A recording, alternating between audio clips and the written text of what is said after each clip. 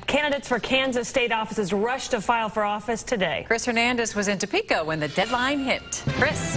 Yeah, candidates didn't know for sure which district they'd be running in until less than 4 days ago. Kansas is reportedly the only state in the country where lawmakers failed in redistricting efforts. So a panel of 3 judges did it. That panel released the new maps late Thursday, which set off the scramble to file.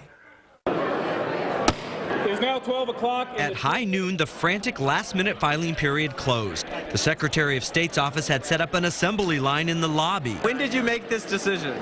I made it about last night. 19-year-old Mitchell Rucker thought he might run for office after law school.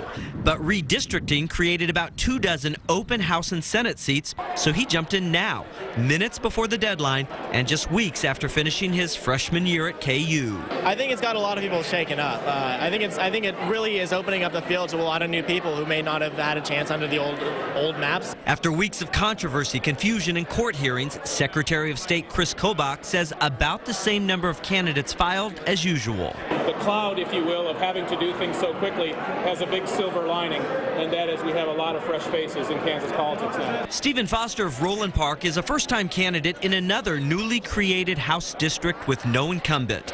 He's one of several candidates now. It's been with me for several years.